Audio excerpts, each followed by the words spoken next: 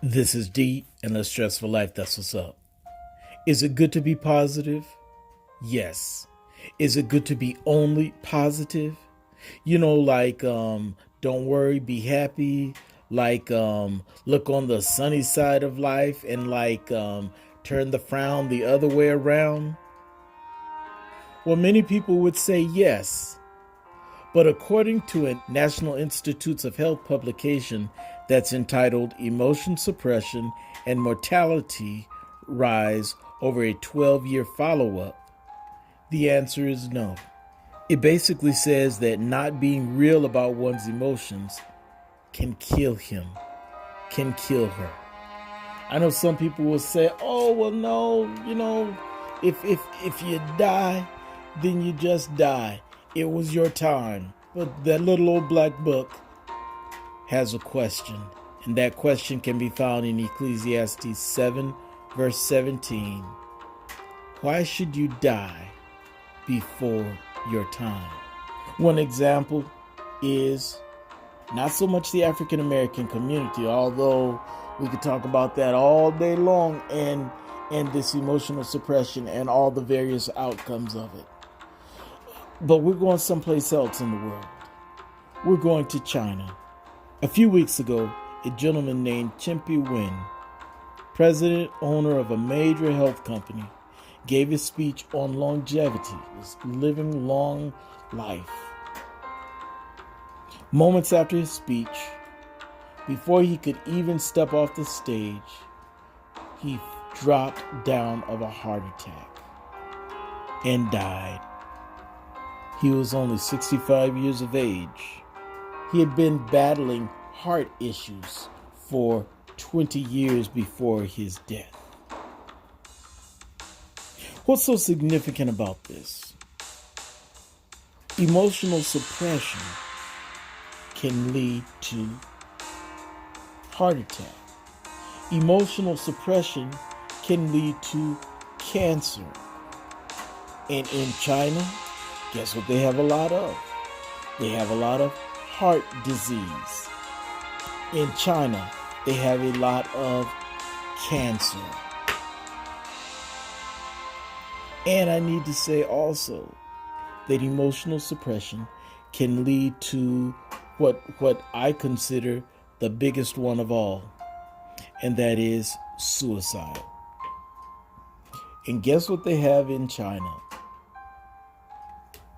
Don't look at the current statistics. It says that suicide in China is very low. However, that's just been in recent years. When they first started recording the suicide rates in China back in the late 70s, they saw that the suicide rates were among the highest in the world.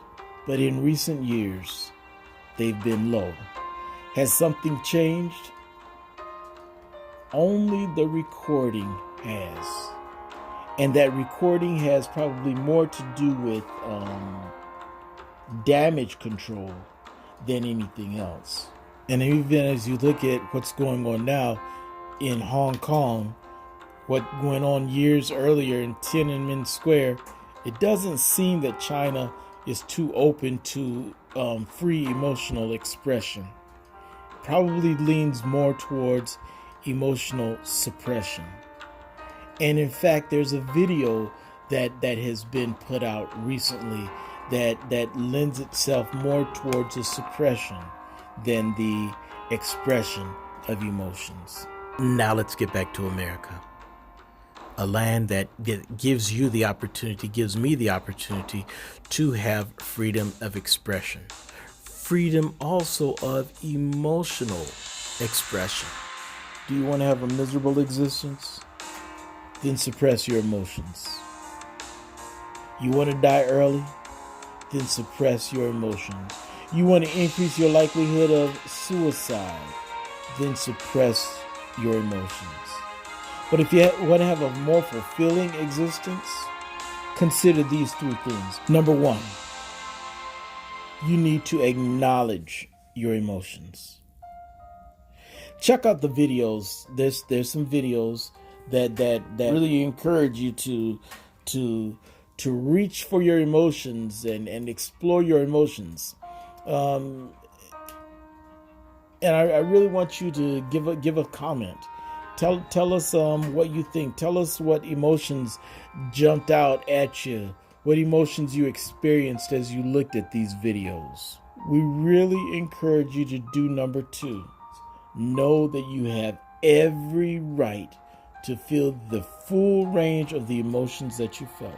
You were designed, you were created, you were born to have all of those different types of emotions. And then number 3, we really want you to remember this one thing, that you are not a pig. Pigs wallow in the mud. They're comfortable in the mess. And please do not put in the comment section, oh, my sweet swine Suela doesn't like mud, doesn't like to get dirty at all. So with those emotions, with those situations, I don't know which is worse, to disregard your emotions or to stay stuck in your emotions. A psychologist friend of mine shared with me that you do have to process your emotions. And as you've processed your emotions surrounding a situation, then you have to work towards reframing that. That's why you have the frontal lobe.